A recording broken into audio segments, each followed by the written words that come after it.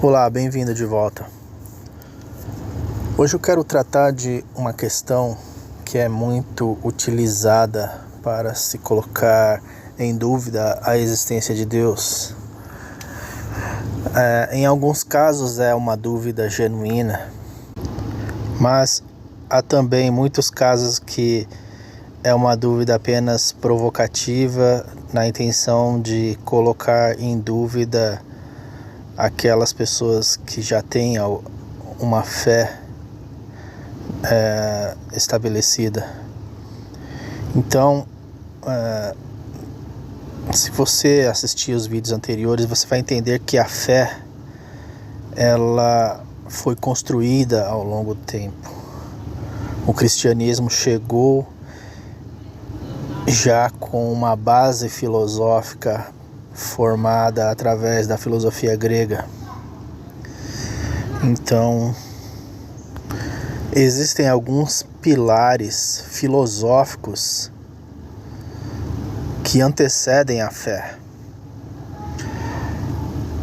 Então, a grande pergunta que fazem é: se Deus existe, por que há guerras no mundo? Por que há crianças com câncer? Se Deus é bom, por que Ele permite que essas coisas aconteçam? Bom, eu já disse, o problema não é a dúvida. A dúvida pode ser genuína, pode ser sincera, mas a dúvida às vezes parte também de um erro, de uma má formulação de pensamento. Então existem algumas bases de pensamento que antecedem essa pergunta. Então, essa pergunta ela vem da ignorância dessas bases. Então, essa pergunta nunca vem de alguém que leu Aristóteles, que leu São Tomás de Aquino, para entender a resposta dessa pergunta. Se você entende o conceito de Deus, do que seria Deus, e você entende a condição humana e tudo o que é narrado nas escrituras, a resposta fica mais clara do que a luz do sol. Então, é importante ter alguma base filosófica para evitar esse tipo de dúvida que acaba sendo bem infantil, na verdade. Então, quando a pessoa tem esse tipo de dúvida, ela já demonstra uma ignorância filosófica antes de mais nada. Então, há um falso paradoxo nessa pergunta, que ela supõe que se Deus existe, ele não é bom. E se ele é bom, por que existe tanta guerra, tanta maldade, doenças, pessoas inocentes sofrendo no mundo? É uma pergunta que tenta trazer um paradoxo que não, na verdade não existe. É um falso paradoxo, é uma tentativa de criar uma armadilha para invalidar a fé. Então, primeiro você tem que partir do princípio e entender quem seria Deus, qual é a ideia de Deus.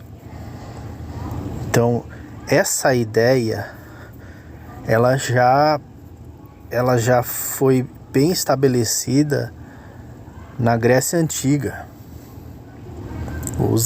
Aristóteles ele já tinha abandonado a mitologia grega, ele já entendia de uma forma mais racional o conceito do que seria uma divindade real e verdadeira. Então, havendo esse entendimento,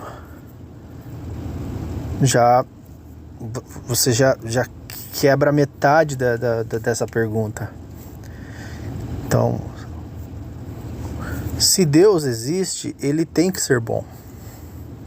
Porque um ser perfeito, todo-poderoso, soberano sobre todas as coisas, ele não precisa ser mal. A maldade, ela já advém de um ser que não é todo-poderoso. Satanás, ele precisa ser mal porque ele não é todo-poderoso, ele não tem todo o poder que Deus tem. Então, nós vemos que o mundo está cheio de pessoas muito poderosas, mas pessoas más. Por quê? Porque eles precisam fazer o mal para ter poder. Eles não têm esse poder inato na pessoa deles. Então, a maldade é fruto da incapacidade. Então você vê que muitas pessoas em condições de pobreza, elas apelam para a maldade, para o roubo, o furto, a violência, por causa de uma incapacidade que eles têm, uma incapacidade social, uma incapacidade financeira, uma incapacidade de poder aquisitivo. Então isso leva à maldade. Então o mal, ele é fruto da fraqueza. Quem é muito poderoso, quem é todo poderoso, ele não precisa ser mal, ele não precisa fazer nada mal. Então Deus, ele não tem necessidade de ser mal porque ele não é fraco. Sendo ele todo poderoso, ele é bom. O que acontece é que o ser humano, que é infinitamente menor e incapaz em relação a Deus, o ser humano é mau. Satanás é mau. E isso vem da própria incapacidade humana. A maldade é fruto da fraqueza. Somente os fracos são maus. Quando você vê pessoas agindo de forma desonesta, violenta, para fazer o mal ao próximo, essa pessoa, ela está dando um atestado de quão fraca ela é. Ela está mostrando que ela é uma pessoa de caráter fraco. Então, quando você se depara com a maldade, você entende que a maldade é um resultado de algo incapaz, de alguém incapaz. A maldade nunca vai vir de alguém muito capaz.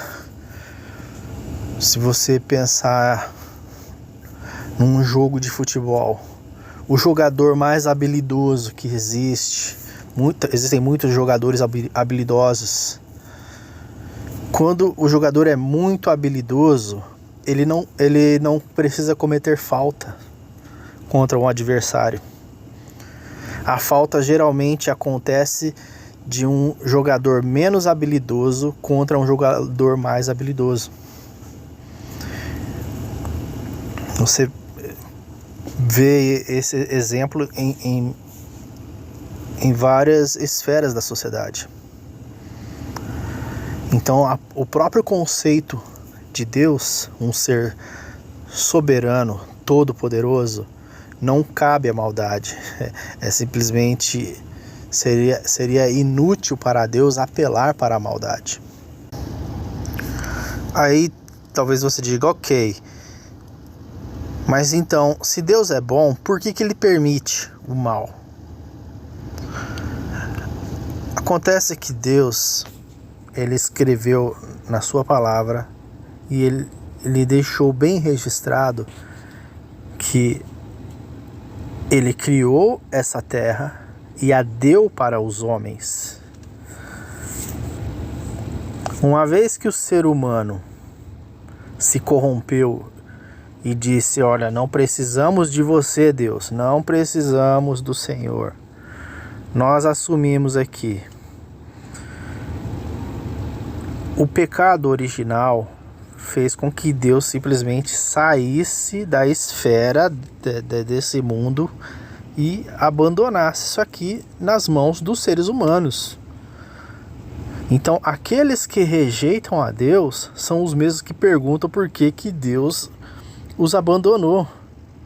Ora, foram vocês que o rejeitaram. Ele não tem a obrigação de fazer nada por vocês, por nós. Uma vez que os seres humanos abandonaram a Deus e contaminaram essa terra com o pecado, Deus se afastou. Então, imagine um lugar muito sujo. Você iria ter contato com aquele lugar? Pense num lugar sujo, uma estação de tratamento de esgoto. Você iria lá nadar no meio do esgoto? Você teria coragem de fazer isso? Isso foi o que o pecado fez com esse mundo e com a humanidade. Então, você não quer nem ver, nem sentir o cheiro daquilo. A humanidade fede para Deus. Entende? E mesmo assim, Ele ainda, na sua infinita misericórdia, desceu dos céus e se fez homem e se misturou com essa imundícia aqui para nos salvar.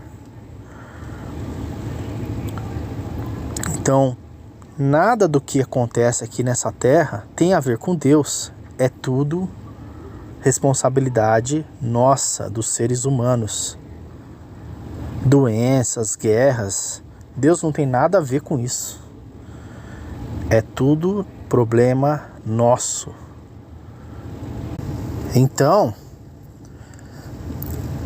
o ser humano rejeita a Deus.